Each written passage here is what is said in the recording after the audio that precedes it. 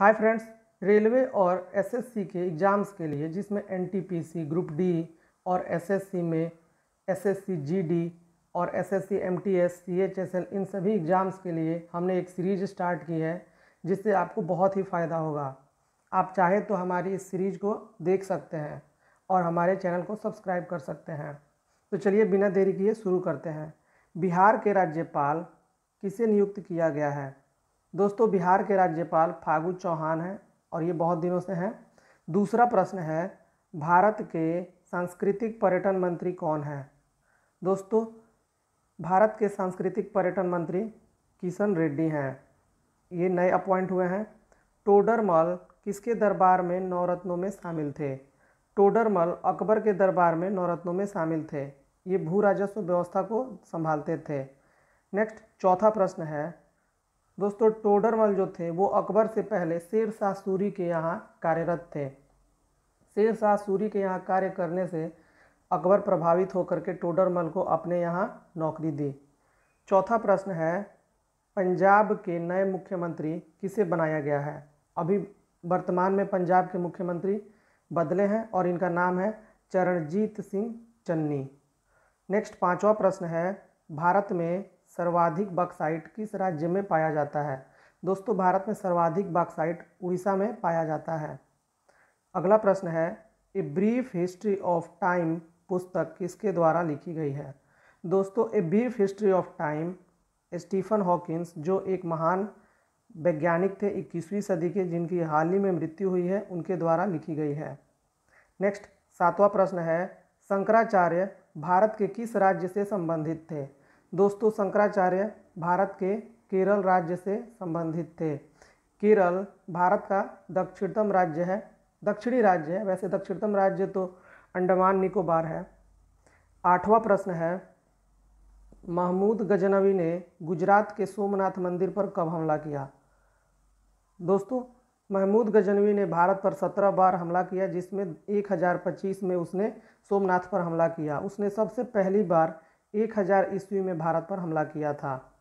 नौवां प्रश्न है, किस गवर्नर जनरल के काल में ठगी प्रथा का उन्मूलन कर दिया गया? दोस्तों, लॉर्ड विलियम बेंटिक के काल में कर्नल स्लीमैन के नेतृत्व में ठगी प्रथा का उन्मूलन कर दिया गया। अगला प्रश्न है, किस एक गवर्नर जनरल पर महाभियोग चलाया गया था? दोस्तों, वारेन हेस्टिंग्स एक मात्र ऐसे गवर्नर जनरल हैं जिन पे वारेन हेस्टिंग्स पर, ये बंगाल के गवर्नर जनरल थे, ये भारत के गवर्नर जनरल नहीं थे, इन पर महाभियोग चलाया गया था। अगला 11वां प्रश्न है, कोलार किस खनिज का प्रसिद्ध भंडार है? दोस्तों, कोलार सोने का प्रसिद्ध भंडार है और यह कर्नाटक में स्थित है। इसी पर मूवी बनी है KGF, Kolar gold field. Next, 12वां प्रश्न है, किम्बरले किस खनिज का प्रसिद्ध खान है? दोस्तों, किम्बरले हीरे की प्रसिद्ध खान है। नेक्स्ट, 13वां प्रश्न है, सहरिया जनजाति किस राज्य में पाई जाती है? दोस्तों, सहरिया जनजाति भारत का सबसे बड़ा राज्य राजस्थान में पाई जाती है। अगला प्रश्न है, अंडमान निकोबार द्वीप समूह के उपराज्यपाल कौन हैं? दोस्तों, अंडमान निकोबार द्वीप समूह के उपराज्यपाल देवेंद्र कुमार जोशी हैं। दोस्तों, जो यूनियन टेरिटरीज होती है वहाँ पे राज्यपाल ना होकर के उपराज्यपाल होते हैं, जिन्हें लेजिस्लेटिव गवर्नर कहा जाता है। 15वां प्रश्न है, मीरा सेठ समिति का संबंध किससे है? दोस्तों, मीरा सेठ समिति का संबंध हथकरघा विकास से है। हथकरघा उसे कहते हैं जो हाथ से बुनाई सिलाई होती है, उसे हथकरघा कहा जाता है। 16वां प्रश्न है, केंद्र और राज्य के बीच करों के विभाजन की सिफारिश कौन करता है?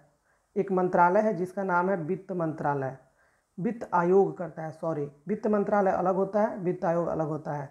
17वां प्रश्न है, भारतीय प्रतिभूति एवं विनिमय बोर्ड सेबी की स्थापना कब हुई? दोस्तों, सेबी की स्थापना 12 अप्रैल 1988 में हुई थी।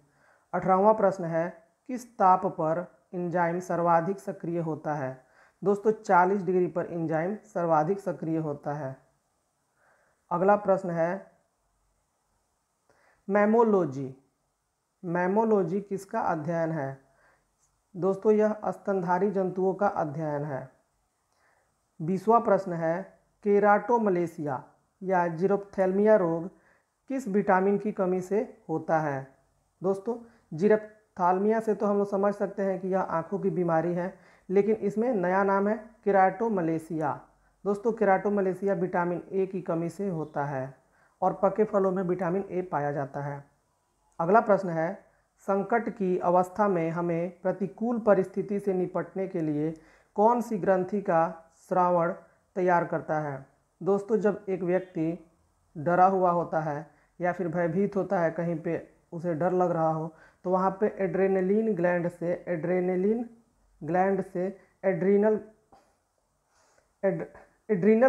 से एड्रीनल हार्मोन स्रावित होता है, जिससे उस व्यक्ति को कुछ सहायता मिलती है और वह थोड़ा सा भयमुक्त हो जाता है। 22वां प्रश्न है, लुईस ब्रेल अंतर्राष्ट्रीय दिवस कब मनाया जाता है? लुईस ब्रेल अंतर्राष्ट्रीय दिवस 5 जनवरी को मनाया जाता है। 23वां प्रश्न है, भारत के पहले अंतरिक्ष यात्री राकेश शर्मा 3 अप्रैल 1984 को किस अंतरिक्ष यान में बैठकर अंतरिक्ष की यात्रा की? इन्होंने सोयूज T11 में बैठ करके अंतरिक्ष की यात्रा की। जब 1984 में ये अंतरिक्ष यात्रा करके भारत आए, उस समय भारत की प्रधानमंत्री इंदिरा गांधी ने इनसे पूछा कि आपको अंतरिक्ष से भारत कैसा दिखा, तो उन्होंने एक ही बात कही कि सारे जहां से अच्छा हिंदुस्तान हमारा। 24वां प्रश्न है, बेर का खाने योग्य भाग कौन सा होता है? बेर ऐसा फल है जिसके बीज में कांटा होता है। उस बेर का खाने योग्य फल का भाग होता है फल भित्ति। 25वां प्रश्न है, अंतरिक्ष में पहुंचने वाले प्रथम व्यक्ति कौन है? दोस्तों, अंतरिक्ष में पहुंचने वाले प्रथम व्यक्ति मेजर यूरी गागरिन है और ये रसिया से संबंधित हैं। अगला प्रश्न है, एक दिवसीय अंतर्राष्ट्रीय क्रिकेट मैच में दोहरा शतक लगाने वाले प्रथम क्रिकेटर कौन है?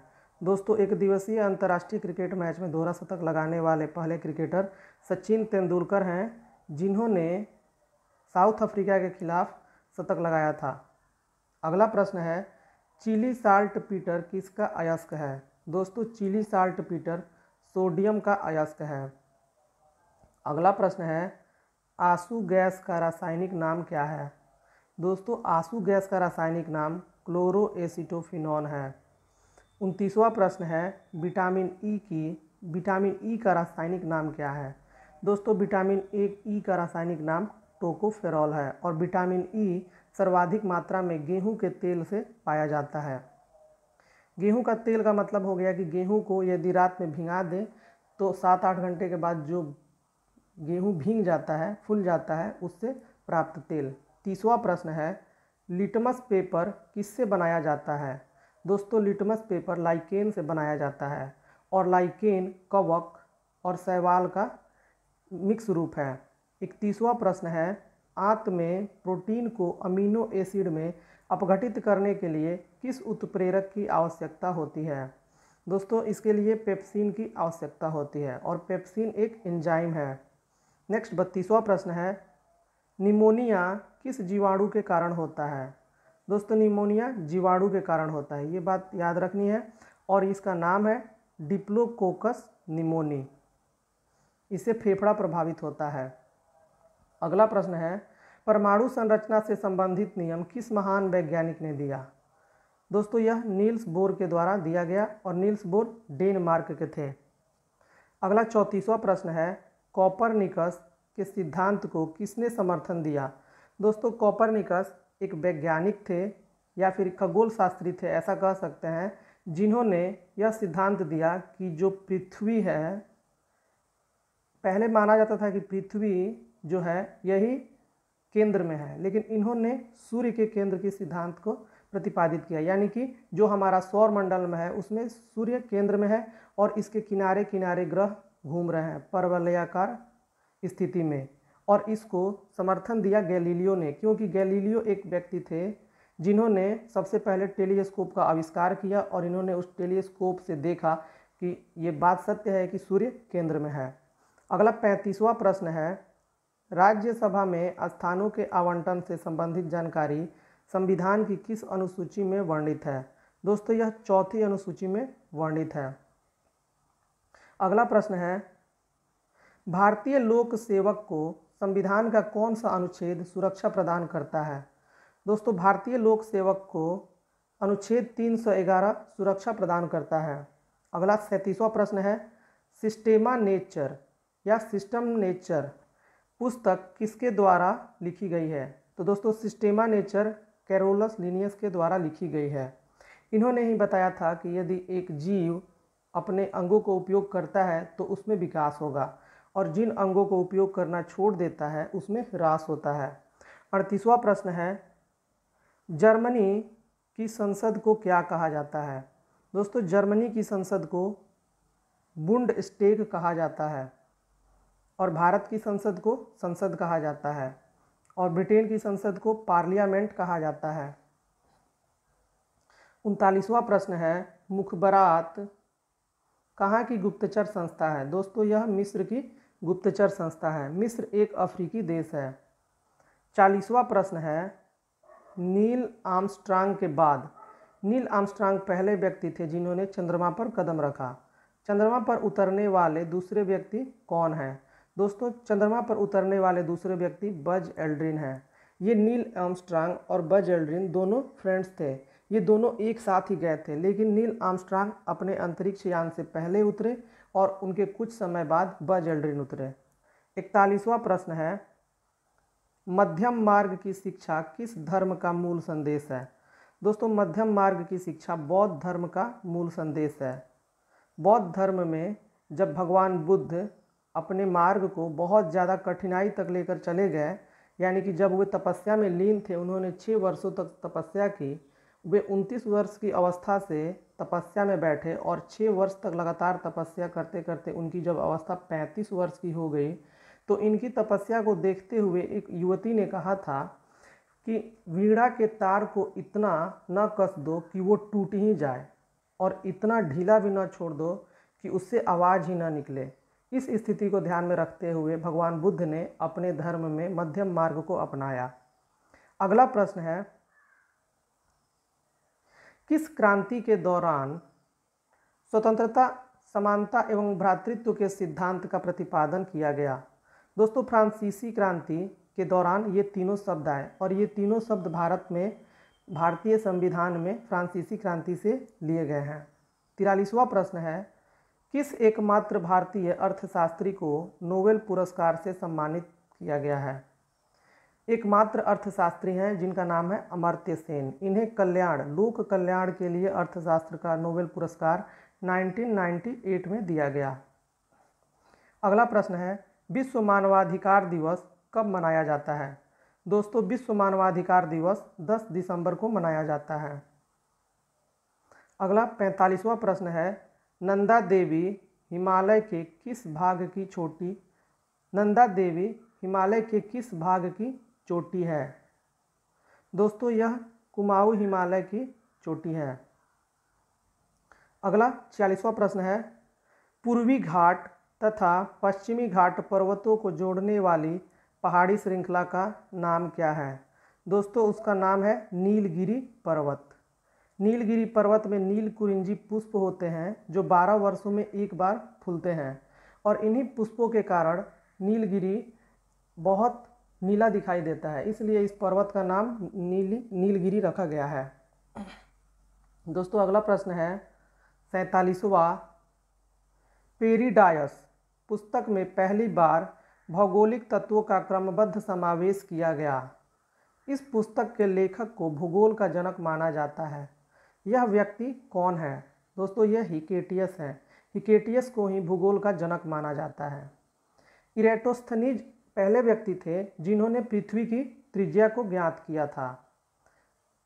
48वां प्रश्न है, कौन सा स्ट्रेट अरब सागर और बंगाल की खाड़ी को जोड़ता है? दोस्तों, पाक स्ट्रेट जो भारत और श्रीलंका को अलग करता है, वह अरब सागर और बंगाल की खाड़ी को जोड़ता है। अरब सागर और बंगाल की खाड़ी हिंद महासागर का ही हिस्सा है। 49वां प्रश्न है, सौर विकिरण की तीव्रता किस यंत्र के द्वारा मापी जा सकती है? दोस्तों, सौर विकिरण की तीव्रता एक्टिनोमीटर से मापी जाती है। अगला प्रश्न है 50वां, तमिलनाडु का डिंडीगुल नामक जगह किस वस्तु के निर्यात के लिए प्रसिद्ध है? दोस्तों, जो डिंडीगुल शहर है ये तमिलनाडु में स्थित है और यह तंबाकू और सिगार के निर्यात के लिए प्रसिद्ध है। डिंडीगुल जो जगह है यह इतिहास में भी जब हम पढ़ते हैं तो इसमें हैदर अली से यह जुड़ा हुआ है। हैदर अली डिंडीगुल का फौजदार था। और आपके लिए एक प्रश्न है, विश्व का सबसे छोटा महाद्वीप कौन सा है? दोस्तों, विश्व का सबसे छोटा महाद्वीप कौन सा है? इसका ऑप्शन है एशिया, दूसरा अफ्रीका, ऑप्शन सी है यूरोप और ऑप्शन डी है ऑस्ट्रेलिया। दोस्तों, थैंक्स फॉर वाचिंग। मिलते हैं नेक्स्ट वीडियो में। वीडियो पूरी देखने के लिए बहुत बहुत धन्यवाद।